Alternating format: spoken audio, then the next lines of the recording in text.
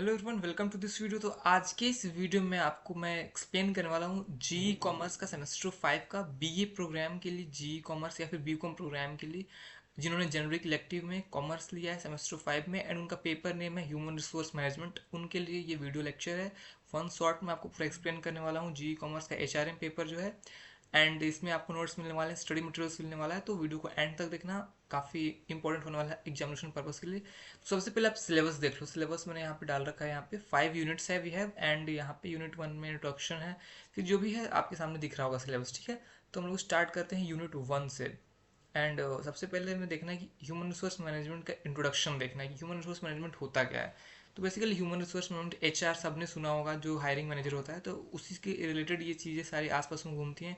और human resource management होता है, एक प्रोसेस होता है जिसके थ्रू किसी भी ऑर्गेनाइजेशन में ह्यूमन रिसोर्स आई मीन जो वर्क फोर्स है, जो ह्यूमन रिसोर्सेज वहाँ पे जो एम्प्लॉयज़ हैं, उनको कैसे मैनेज किया जाता है उसको हम लोग ह्यूमन रिसोर्स मैनेजमेंट बोलते हैं। मतलब किसी भी कंपनी में, ऑर्गेनाइजेशन में किस तरह से ह्यूमन रिसोर्सेज को, वर्क फोर्स को मैनेज करते हैं, उस प्रोसेस को बोलते हैं human resource management. It involves acquisition, development, utilisation and retention of human resources in the organisation to achieve its objectives efficiently and effectively. मतलब किसी भी ऑर्गेनाइजेशन में जो भी ह्यूमन रिसोर्सेज हैं उसको एक्वायर करना, मतलब ह्यूमन रिसोर्सेज को हायर करना, बेसिकली उनके डेवलपमेंट में काम करना, उनका यूटिलाइज करना एंड उनको रिटेन करके रखना, जिससे कि जो ऑर्गेनाइजेशन है वो इफेक्टिवली और इफिशिएंटली आगे काम कर सके और उसकी ऑब्जेक्टिव्स जो है वो सक्सेस में बदलते रहे। तो उसी सारे प्रोसेस को ह्यूमन रिसोर्स मैनेजमेंट बोलते हैं। ह्यूमन रिसोर्स मैनेजमेंट का इंपॉर्टेंस क्या है उसको समझ लेते हैं। तो H R M is crucial because it helps in aligning human resource with the organization goal. अब जिस ऑर्गेनाइजेशन में आप किसी ह्यूमन को रख रहे हो, किसी एम्प्लॉय को रख रहे हो, तो बहुत इंपॉर्टेंट हो जाता है कि वो एम्प्लॉय आपकी ऑर्गेनाइजेशन के माइंड से अलाइन करे एंड आपके ऑर्गेनाइजेशन के लिए हेल्पफुल साबित हो। तो उसमें काफ़ी क्रूशियल रोल प्ले करता है कि ऑर्गेनाइजेशन के जो गोल्स हैं उसके साथ साथ जो ह्यूमन रिसोर्स आप हायर कर रहे हो उसका भी अलाइन हो गोल, एंड ये काफ़ी क्रूशियल रोल प्ले करता है ऑर्गेनाइजेशन के सक्सेस में। तो इसलिए ये इसका इंपॉर्टेंस है। ह्यूमन रिसोर्स मैनेजमेंट रहेगा, अगर आप मैनेजमेंट अच्छे से करोगे वर्क फोर्स का, तभी तो आपके ऑर्गेनाइजेशन में वो अच्छे तरीके से इफिशिएंटली काम कर पाएगा। दूसरा क्या इसका इंपॉर्टेंस है, it ensures that right people will right skills are in the right roles. मतलब अब ह्यूमन रिसोर्स मैनेजमेंट से ये भी होता है कि आप सही लोगों को हायर करोगे, सही स्किल सेट वाले लोगों को हायर करोगे सही रोल्स के लिए, तो वो आपके डेवलपमेंट के लिए काम करेगा। It contributes to employee satisfaction and motivation which enhance the productivity। और ह्यूमन रिसोर्स मैनेजमेंट से आप जो एम्प्लॉयज है उसको सेटिस्फैक्शन और मोटिवेशन को भी इन्हांस करोगे, जिससे कि अल्टीमेटली प्रोडक्टिविटी भी इन्हांस होगी। H R M plays a role in the overall success of an organisation. तो कुल मिला के जो एच आर एम है, जो ह्यूमन रिसोर्स मैनेजमेंट है, इससे पूरे ऑर्गेनाइजेशन का सक्सेस होता है, ठीक है। अब आगे बढ़ते हैं functions of H R M. तो फंक्शंस ऑफ एचआरएम में हम देखते हैं सबसे पहला जो है फंक्शन उसमें है रिक्रूटमेंट एंड सिलेक्शन। सबसे पहले तो आपको रिक्रूटमेंट एंड सिलेक्शन में क्या चीज़ें आती हैं कि आइडेंटिफाई करना कि what type of people you want to hire, and right people you have to hire because you have to align the goals of organisation with the people. तो सबसे पहला फंक्शन है रिक्रूटमेंट एंड सिलेक्शन, जिसमें हम identify करते हैं and people, right people को, और उसको उसके लिए हायर करते हैं हम लोग। तो सेकेंड प्रोसेस में आता है ट्रेनिंग एंड डेवलपमेंट।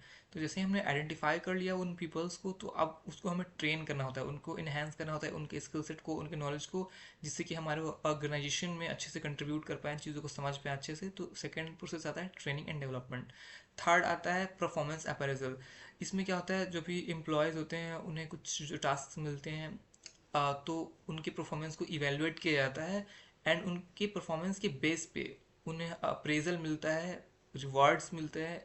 मतलब सराहना की जाती है, अगर वो अच्छे तरीके से परफॉर्म कर पा रहे हैं तो उन्हें रिवार्ड्स के तौर पे उन्हें मोटिवेट किया जाता है एंड अप्रेज किया जाता है, ठीक है। उसके बाद नेक्स्ट कंपोनेंट आता है compensation and benefits. Managing salaries, bonuses and benefits, ये सब चीज़ें आती हैं। फिफ्थ पॉइंट आता है इसमें employees relations, managing relationship between employees and the organisation, ठीक है। ऑर्गेनाइजेशन में जो भी रिलेशनशिप है एम्प्लॉयज़ और उसके ऑर्गेनाइजेशन का, उसको मैनेज करना जो है, ये भी इस फंक्शन के अंदर आता है। एंड लास्ट आपका है human resource planning. Human resource planning का मतलब होता है right number of people with right skill set आपके ऑर्गेनाइजेशन में हो, तो इसके लिए ह्यूमन रिसोर्स प्लानिंग करनी पड़ती है। तो इसी को बोलते हैं ह्यूमन रिसोर्स प्लानिंग, ठीक है। तो ये सारे फंक्शंस हैं जो एचआरएम के अंदर अंदर आते हैं, मतलब ह्यूमन रिसोर्स मैनेजमेंट के अंदर अंदर ही 6 फंक्शंस जो है आते हैं, ठीक है। तो ये आपको ध्यान में रखना है। नेक्स्ट आगे बढ़ते हैं, ह्यूमन रिसोर्स प्लानिंग जो ये क्या है। Human resource planning is the process of systematically identifying organization's future human resource needs and ensuring that it has the right people in the right position at the right time. आपको clearly समझ में आ गया होगा इस text से ही human resource planning का मतलब क्या होता है। मतलब किसी भी ऑर्गेनाइजेशन में सिस्टमेटिकली ऐसे ऑर्गेनाइज करना ह्यूमन रिसोर्सेज को कि राइट टाइम पे राइट पीपल हों और राइट पोजिशन पे उस ऑर्गेनाइजेशन में, जिससे कि ऑर्गेनाइजेशन का फ्लो जो है वो मेंटेन रहे, उसको बोलते हैं ह्यूमन रिसोर्स प्लानिंग। और ह्यूमन रिसोर्स प्लानिंग का ऑब्जेक्टिव क्या है? ऑब्जेक्टिव यही है कि जो ह्यूमन रिसोर्सेज में एचआर की मतलब जो एचआर रिक्वायरमेंट्स है वो फुलफिल रहे, फ्यूचर में दिक्कत ना हो, एक बैलेंस बना रहे डिमांड एंड सप्लाई का ह्यूमन रिसोर्सेज का, वो कभी बैलेंस बिगड़े ना, facilitate effective recruitment and training, सही तरीके से रिक्रूटमेंट हो पाए और उसका ट्रेनिंग हो जाए, adept to changes in external and internal environment, और जो भी चेंजेस आते रहते हैं उससे वो अडेप्ट कर पाए ऑर्गेनाइजेशन। ठीक है, तो ये ऑब्जेक्टिव्स हो गई इतनी सारी। अब कुछ कुछ प्रॉब्लम्स भी हैं ह्यूमन रिसोर्स प्लानिंग में, वो क्या है उसको समझते हैं। तो प्रॉब्लम्स में सबसे पहला है rapid changes in business environment. तो ये एक बहुत बड़ा प्रॉब्लम है कि कई बार बहुत सारे चेंजेस आ जाते हैं, मतलब अचानक से जो चेंजेस आते हैं, तो उस टाइम पे जो है थोड़ा मुश्किल होता है ह्यूमन रिसोर्स प्लान कर पाना। And balancing the need for skilled workers with cost constraints. अब क्योंकि आप जान रहे ऑर्गेनाइजेशन में जो है कॉस्ट की बहुत बड़ी एक इशू होती है, तो वहाँ पे वो दिक्कत आती है कि कैसे आपको बैलेंस बनाना है, जो भी स्किल्ड वर्कर्स हैं उसके कॉस्ट को लेकर के, कितने सैलरी पे हायर कर रहे हो, क्या उसकी कॉस्ट कॉन्स्टेंट्स हैं, how many workers are working under your organisation and how much they are skilled and how much amount you are paying for, वो सब सारी चीज़ें हैं, उसको बैलेंस करना उसमें थोड़ा सा प्रॉब्लम होता है। एंड ओवर एस्टिमेटिंग और under estimating future HR needs, कई बार ह्यूमन रिसोर्स प्लानिंग के दौरान कई बार ज़्यादा एस्टिमेट कर लेते हैं, कई बार कम अंडर एस्टिमेट कर लेते हैं, तो फ्यूचर वो थोड़ा सा प्रॉब्लम कर देता है। बाकी सारी चीज़ें तो आप समझ गए, ठीक है। तो ये प्रॉब्लम्स और ऑब्जेक्टिव्स ये आपको ध्यान में रखना है। अब नेक्स्ट है जॉब एनालिसिस। जॉब एनालिसिस, तो जॉब एनालिसिस क्या है? Job analysis is the process of collecting and documenting information about a job including its duties, responsibilities, qualifications and skills required to perform. मतलब जो भी जॉब है, job analysis का मतलब ये होता है कि जिस प्रोसेस के थ्रू आप किसी भी जॉब के रिलेटेड उसका इन्फॉर्मेशन कलेक्ट कर रहे हो, उसकी मतलब उस जॉब में क्या क्या ड्यूटीज़ करनी है, क्या रिस्पॉन्सिबिलिटीज़ होंगी, क्या क्या क्वालिफिकेशंस है रिक्वायर्ड उस जॉब के लिए एंड क्या स्किल्स रिक्वायर्ड है। ठीक है, इसमें नेचर को समझते हैं। सिस्टमेटिक एंड ऑर्गेनाइज होता है job analysis, involves gathering information about each job, it's a continuous process that adapts to have changes in job roles. ठीक है, नेक्स्ट है यूज। तो जॉब एनालिसिस का यूज कहाँ होता है? Designing job description and specifications में, रिक्रूटमेंट एंड सिलेक्शन के टाइम पे जॉब एनालिसिस की जरूरत होती है, एम्प्लॉयज ट्रेनिंग एंड डेवलपमेंट के टाइम पे, परफॉर्मेंस अप्रेजल के टाइम पे and compensation and benefits decision लेने के टाइम पे। ठीक है, प्रोसेस क्या होता है? सबसे पहले आइडेंटिफिकेशन ऑफ जॉब। सबसे पहले तो आपको जॉब को आइडेंटिफाई करना है कि जॉब किस टाइप का है। फिर उसके बाद उस जॉब से रिलेटेड डेटा कलेक्ट करना है कि मतलब इंटरव्यूज, ऑब्जर्वेशंस और क्वेश्चनर्स के थ्रू आप डेटा कलेक्ट करो उस जॉब के बारे में। फिर उस डेटा को प्रोसेस करो, organise and analyse the data, and फिर उसका आप प्रिपेयर करते हो जॉब डिस्क्रिप्शन। जॉब डिस्क्रिप्शन में होता है कि उसकी क्या ड्यूटीज और रिस्पॉन्सिबिलिटीज होगी। फिर आप जॉब स्पेसिफिकेशंस डालते हो। जॉब स्पेसिफिकेशन में होता है qualifications and skills required for the job. दो चीज़ें बहुत ध्यान से समझना। जॉब डिस्क्रिप्शन मतलब जॉब में क्या ड्यूटीज और रिस्पॉन्सिबिलिटीज होंगी, उसको जॉब डिस्क्रिप्शन बोलते हैं। एंड जॉब स्पेसिफिकेशन में होता है जो क्वालिफिकेशंस एंड स्किल्स चाहिए होता है उस जॉब के लिए, उसको जॉब स्पेसिफिकेशन बोलते हैं। ठीक है, तो इसको और क्लियरली यहाँ पे बताया है। जॉब डिस्क्रिप्शन मतलब a job description is a written statement that details the duties and responsibilities and tasks associated with a specific job. It provides a clear understanding of what the job entails. समझ गए आप? मतलब job description में duties and responsibilities mention होती है कि उस specific job की क्या ड्यूटी है और क्या रिस्पॉन्सिबिलिटीज होने वाली है। जबकि job specification is a document that outlines the qualification, skills, experience and personal attributes required for particular job. ठीक है, जॉब स्पेसिफिकेशन में होता है कि क्या स्किल्स रिक्वायर्ड होगी और क्या क्वालिफिकेशंस रिक्वायर्ड है उस पर्टिकुलर जॉब के लिए, तो उसको जॉब स्पेसिफिकेशन बोलते हैं। ठीक है, तो अब हम नेक्स्ट यूनिट पे बढ़ते हैं। देखिए मैं काफ़ी शॉर्ट में ये बता रहा हूँ क्योंकि ये क्लासेस की तरह तो ऑब्वियसली नहीं हो पाएगा, नहीं तो काफ़ी ज़्यादा टाइम लग जाएगा, बट काफ़ी कंसाइजली ये सारी चीज़ आप समझ जाओगे। एक भी टॉपिक छूटने नहीं वाला है इस वीडियो लेक्चर में। साथ के साथ ये प्रॉपर नोट्स आपको मिल जाएंगे एंड इसके साथ ही आपको टेस्ट जो भी टेक्स्ट बुक प्रिस्क्राइब्ड है हमारे सिलेबस में वो भी आपको मैं दे दूंगा, एंड प्रीवियस से सोल्व क्वेश्चंस भी आपको मिल जाने वाले हैं। बट ध्यान रखिए वो सब सारी चीज़ें पेड होंगी और उसके आपको 101 रुपीज़ सिर्फ और सिर्फ लगेंगे। तो आप डिस्क्रिप्शन चेक कर सकते हो फॉर डिटेल्स। आगे बढ़ते हैं, हम यूनिट सेकेंड पे आते हैं। रिक्रूटमेंट। रिक्रूटमेंट का मतलब क्या होता है? It is the process of attracting, identifying and hiring the right candidate for specific job role within an organisation. It involves locating and encouraging potential applicants to apply for job positions। मतलब किसी भी तरीके से जो organisation है उसमें right people को identify करना और राइट कैंडिडेट को हायर करना किसी जॉब रोल के लिए, उसको रिक्रूटमेंट बोलते हैं। इसमें प्रोसेस में सबसे पहला होता है आइडेंटिफाइंग जॉब वैकेंसी। सबसे पहले तो आप जॉब वैकेंसी आइडेंटिफाई करोगे कि किस चीज़ के लिए वैकेंसी है, कौन सी जॉब रोल में जो सीट्स वैकेंट है। उस उसके बाद जॉब की एनालिसिस होती है, मतलब क्या क्या रिक्वायरमेंट्स हैं उस जॉब के लिए।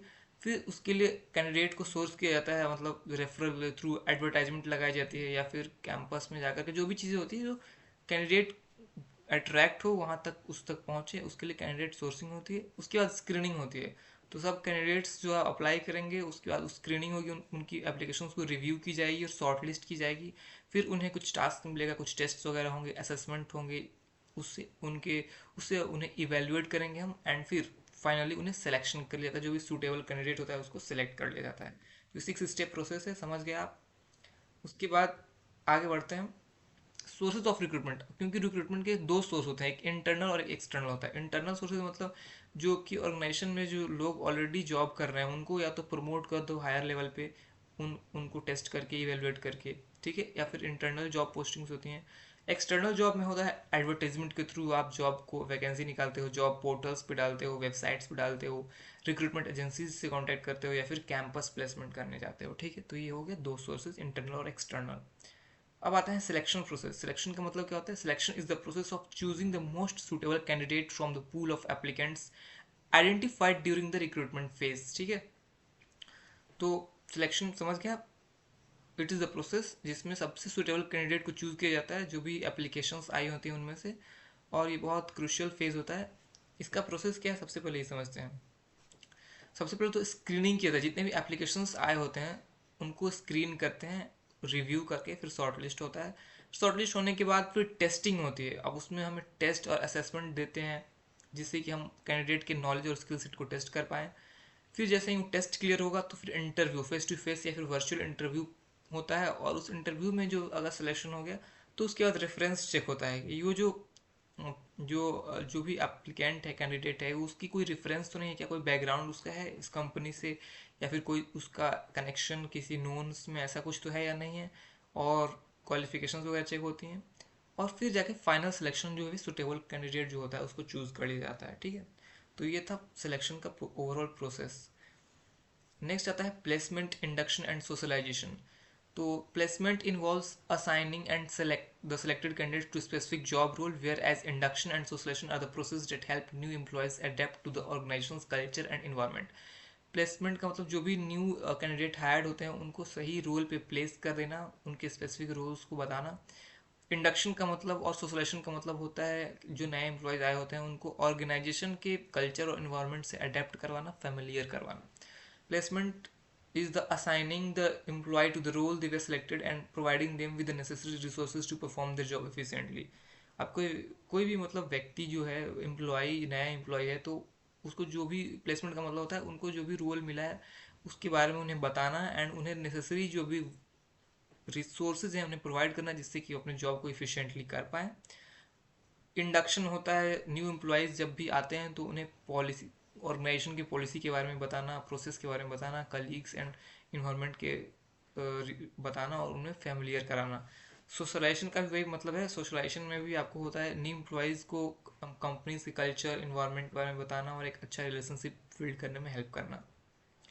परफॉर्मेंस अप्रेजल क्या होता है? जैसे कि स्टार्टिंग में आपको मैंने बताया, परफॉर्मेंस अप्रेजल में आपको एम्प्लॉयज़ के टास्क को इवेलुएट करना, कैसा परफॉर्म कर रहे हैं अपने जॉब में, और क्या वो अपने स्टैंडर्ड्स को मीट कर पा रहे हैं या फिर नहीं कर पा रहे हैं, उनके ओवरऑल स्ट्रेंथ वीकनेस को आइडेंटिफाई कर पाना और उसके अकॉर्डिंगली उनको प्रेज करना।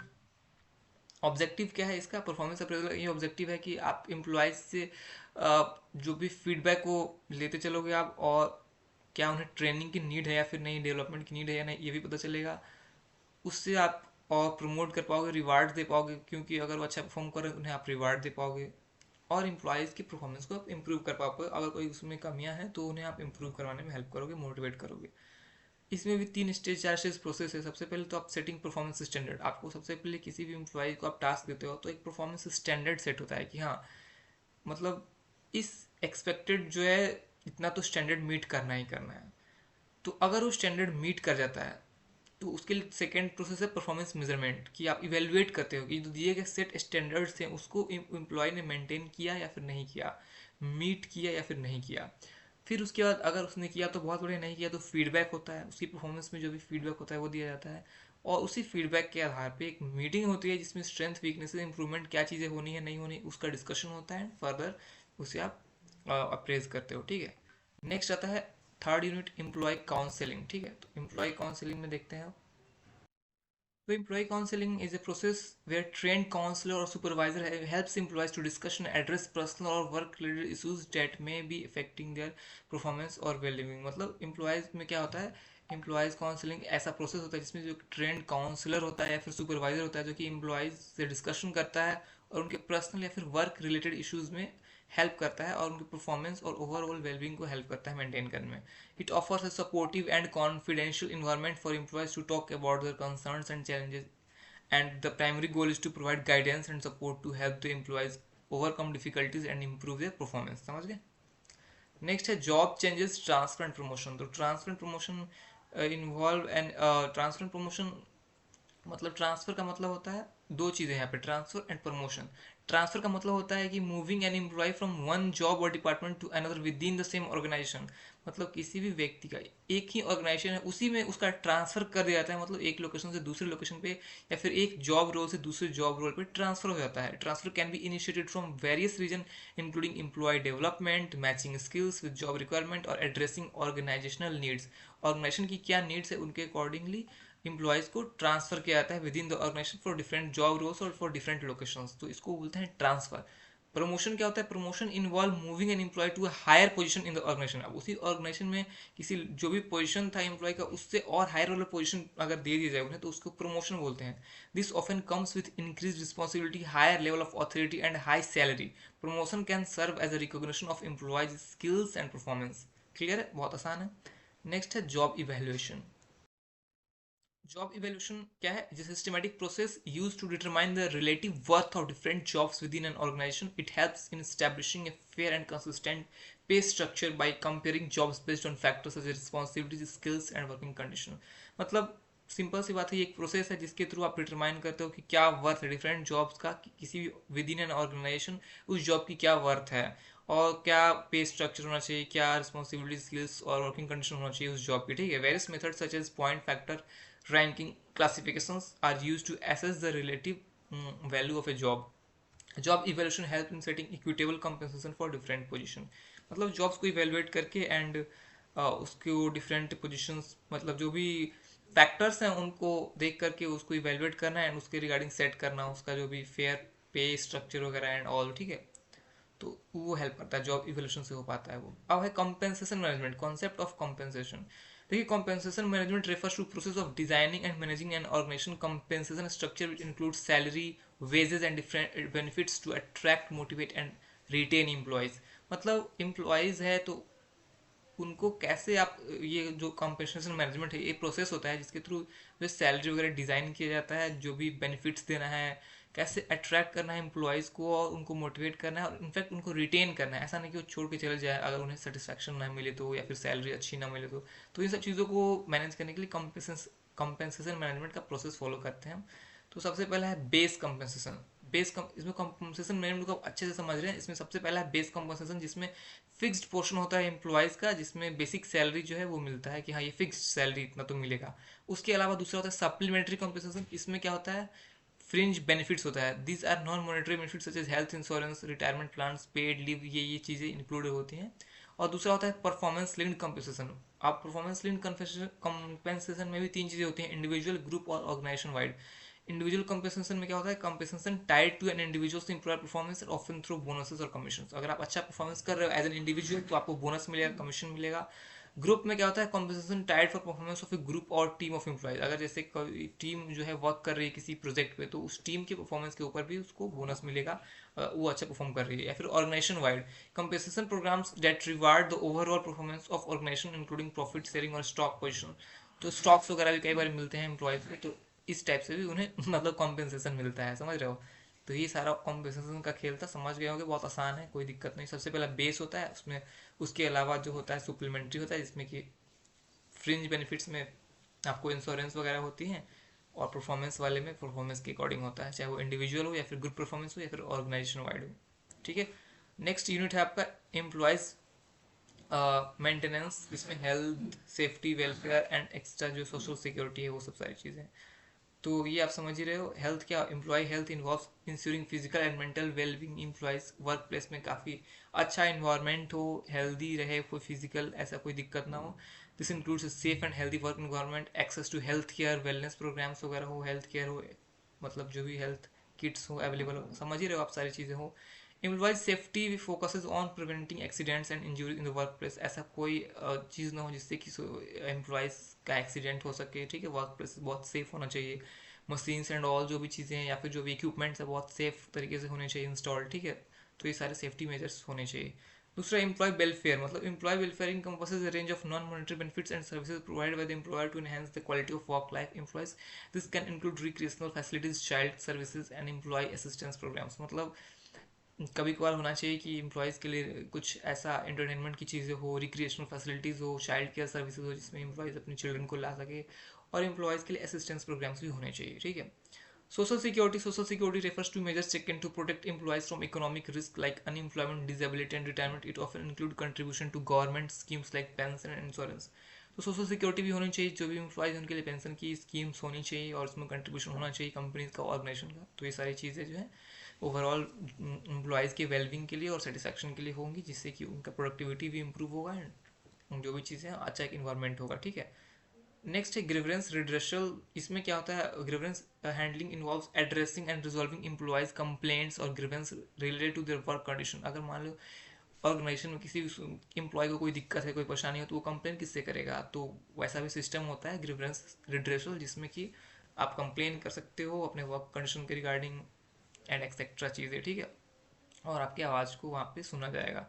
Grievance redressal is the process of resolving the grievances to the satisfaction of both the employee and the organization. An effective redressal system helps in maintaining a harmonious work environment and can prevent larger conflicts. सबसे पहले इसमें की steps क्या होता है, सबसे पहले तो जो भी कंप्लेंट्स है वो रिसीव होती हैं, सबमिट होती हैं, फिर उसके रिगार्डिंग इन्वेस्टिगेशन होता है, थोरोली बात की जाती है दोनों पार्टी से, एविडेंस गैदर किए जाते हैं, फिर उसका रिजोल्यूशन होता है कि कैसे उसको करेक्ट किया जाए, पॉलिसी चेंजेस एंड मेजर्स, और फिर उसके बाद फीडबैक होता है कम्युनिकेट करके, एंड फिर उसके हिसाब से सॉर्ट आउट होती हैं चीज़ें, ठीक है। अब हमारा लास्ट यूनिट आ जाता है, एक second, work force diversity.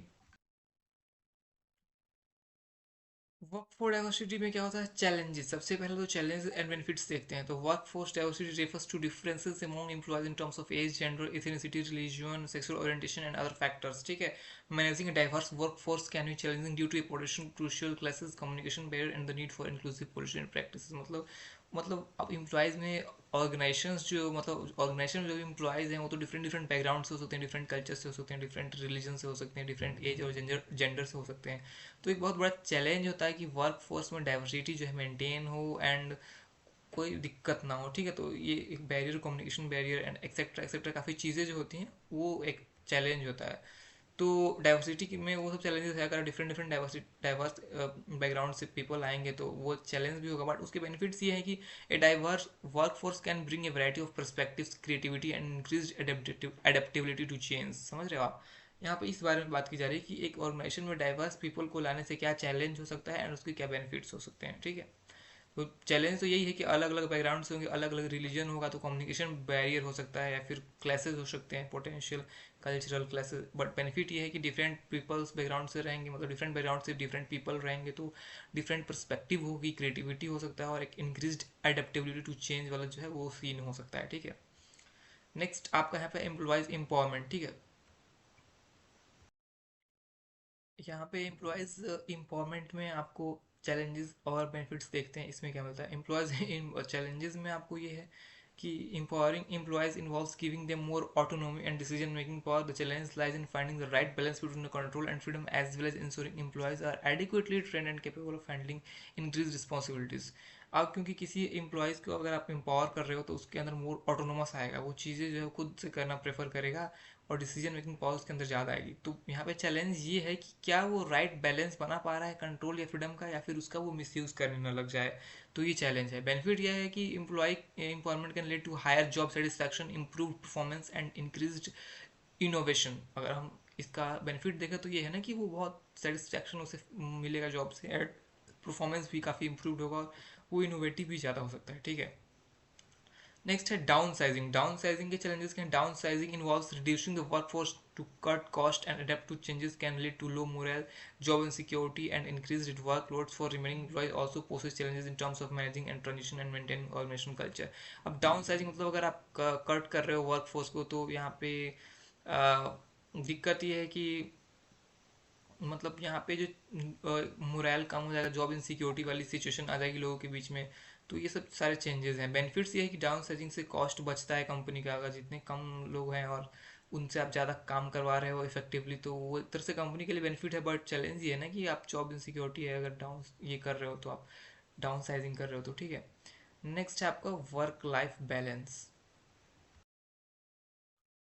Work life balance and personal life is essential for employees' well-being. The challenge is to create policies and practices that promote work-life balance while ensuring productivity and meeting organizational goals. Work life balance काफ़ी ज़रूरी है किसी भी employ के लिए और उनके wellbeing के लिए। इसलिए ऐसी पॉलिसीज होनी चाहिए, ऐसे प्रैक्टिसेस होनी चाहिए जिससे कि वर्क लाइफ बैलेंस जो है वो बना रहे एंड प्रोडक्टिविटी भी जो है वो बनी रहे और ऑर्गेनाइजेशन के गोल्स भी मेंटेन करें, मीट होते रहें। बेनिफिट्स ये है कि support work life balance can lead to higher job satisfaction, reduced burnout and improved retention rates. अब आता है लास्ट आपका कुछ टॉपिक है, लास्ट के कुछ टॉपिक्स में सबसे है EHRM, electronic human resource management. तो इसमें क्या चैलेंजेस है? EHRM involves the use of technology for various HR functions such as recruitment, payroll and performance management. The challenge is to effectively implement and integrate these technologies while addressing issues like data security and privacy, because काफ़ी online tools हैं available जिससे आप human resource को manage कर सकते हो। तो इसमें चैलेंज ये है कि इसको आप कैसे इम्प्लीमेंट कर पाते हो, बिकॉज यहाँ पे डेटा सिक्योरिटी और प्राइवेसी का भी इशू है। बेनिफिट्स ये है EHRM में, क्योंकि यहाँ से काफ़ी प्रोसेस स्मूथ हो जाता है, स्ट्रीमलाइन हो जाता है, एक्यूरेसी बढ़ जाती है और इन्हेंसमेंट यहाँ पे काफ़ी बढ़ जाता है कि आप इसको मैनेज कर पाओ। तो ये सारी चीज़ें बेनिफिट्स में आती हैं। नेक्स्ट है आपका green HRM, green human resource management. Challenges क्या है? Green HRM focuses on environmentally sustainable practice within HR such as reducing energy consumption and waste. Challenges include implementing green policies and practices and raising employees awareness. तो green HRM का मतलब होता है कि आप work place पे जो है कैसे आप कम इलेक्ट्रिसिटी कंज्यूम कर रहे हो, एक्सेट्रा एक्सेट्रा चीज़ें जो हैं फॉलो हो रही हैं या नहीं हो रही है। तो चैलेंज ये है कि लोगों को इसके बारे में आपको अवेयर कराना होगा, प्रैक्टिसेस करानी होंगी जिससे कि उन्हें समझ आए इन चीज़ों को। बेनिफिट्स ये है कि इसमें आप इन्वायरमेंट को कंट्रीब्यूट कर रहे हो, सस्टेनेबल डेवलपमेंट प्रैक्टिस कर रहे हो, तो आपके ऑर्गेनाइजेशन का रिपोर्टेशन भी बढ़ेगा क्योंकि आप एक अच्छा काम कर रहे हो। और चैलेंज ये है कि लोगों को समझाना मुश्किल है थोड़ा, और क्या। आउटसोर्सिंग HRM क्या है? Outsourcing HR function can reduce costs but poses challenges in terms of maintaining data security and ensuring that third party providers align with the organization's HR goals and values. अब यहाँ पे जो है HR function outsourcing में ये challenge है कि ये कॉस्ट तो रिड्यूस करता है, लेकिन यहाँ पे बहुत सारे चैलेंज होते हैं, जैसे डेटा सिक्योरिटी या फिर थर्ड पार्टी से आप करा रहे हो आउटसोर्स, तो वो सब चीज़ें हैं कि वहाँ पे डेटा सिक्योरिटी का एक इशू होता है। फिर आपके गोल्स और वैल्यूज को मीट कर रहे हैं या नहीं, ये थोड़ा दिक्कत है। ठीक है। बेनिफिट्स में ऐसा बेनिफिट्स ये है आउटसोर्सिंग का कि outsourcing can reduce operational cost and allow the HR department to focus on strategic functions. ठीक है। अब आप आता है एथिक्स इन HRM। एथिक्स में आपको चैलेंजेस क्या है? Balancing the need for surveillance to ensure productivity and security within the protection of employees privacy can be challenging. The misuse of employee data and invasion of privacy are ethical concern. अब जैसे कि आप employees organisation में CCTV cameras installed है, तो वो installed है just to check the मतलब सर्विलेंस के लिए है कि आप प्रोडक्टिविटी से काम हो रहा है या नहीं, एम्प्लॉयज काम कर रहे हैं या नहीं काम कर रहा है। बट उसका मिसयूज भी कई बार होता है, वो एक चैलेंज है कि उसका मिसयूज तो नहीं हो रहा है, एम्प्लॉय की प्राइवेसी पे तो खतरा नहीं है ना। तो ये उसका चैलेंज है। ठीक है। बेनिफिट्स में क्या है? Ethical HR practices build trust, enhance organisation reputation and lead to more engaged employees. ठीक है। These emerging challenges in HRM reflect the evolving nature of the workplace and the need for HR professionals to adapt changing circumstances while maintaining the ethical and employee centric practices. ठीक है। तो ये था आपका HRM, जो बहुत short में crisp में मैंने समझा दिया। एक एक टॉपिक कवर हुआ है, कुछ भी टॉपिक नहीं छूटा है। बट हाँ, ये बहुत ज़्यादा लेंदी और लॉन्ग नहीं है। अगर आप इसको लॉन्ग पढ़ना चाहते हो तो मैं आपको इसका टेक्स्ट बुक जो है वो भी आपको प्रोवाइड कर दूंगा यहाँ पे। ठीक है। ये तो आपको प्रीवियस ईयर क्वेश्चंस वाले मिल जाएंगे, ये वाला जो भी बुकलेट है। एंड ये वाला जो बुकलेट है आपको, जो प्रिस्क्राइब्ड टेक्स्ट बुक है वो है। तो दोनों ही बुकलेट मिल जाएंगे। एंड ये जो नोट्स मैं कवर कर रहा था आपको, ये भी मिल जाएगा। तो इसके 101 रुपीज़ सिर्फ और सिर्फ चार्ज हैं। बुक खरीदने जाओगे तो आपको 1000 लग जाएंगे तक के, सारे बुक्स मिला के, दोनों बुक्स। तो बेटर होगा ये आप खरीद लो, ये कोई भी अफोर्ड कर सकता है। इसलिए मैं यहाँ पे आपको प्रैक्टिस कर रहा हूँ। काफ़ी मेहनत से नोट्स जो मैंने बनाए हैं, काफ़ी एक रात में भी पढ़ के आप इसको अच्छे से पास हो जाओगे, अच्छे नंबर ले आ पाओगे, ठीक है। बाकी डिटेल पढ़ना है तो क्लासरूम में आपने पढ़े होंगे, या फिर और डिटेल पढ़ना है तो बुक तो आपको प्रोवाइड कर ही रहा हूँ इसके साथ साथ। तो इस पैकेज में आपको ये नोट मिलेगा, और ये नोट्स मैं अभी पढ़ा रहा था। एंड उसके बाद ही आपको मिलेगा प्रीवियस ईयर क्वेश्चन सॉल्व वाले। एंड उसके बाद मिलेगा आपको प्रिस्क्राइब बुक का पीडीएफ, ठीक है। और इन सब का कॉस्ट है सिर्फ और सिर्फ 101। तो आप लेना चाहते हो तो डिस्क्रिप्शन चेक करो, वहाँ पे सारी डिटेल्स मिल जाएंगी। आपको इंस्टाग्राम पे मैसेज करना होगा पेमेंट करके, फिर आपको मिल जाएगा लिंक, ठीक है। एंड बाकी कोई दिक्कत हो तो कमेंट कर सकते हो। चैनल को सब्सक्राइब कर लेना, दोस्तों के साथ शेयर करना। मिलते हैं नेक्स्ट वीडियो में, तब तक के लिए bye and have a good day.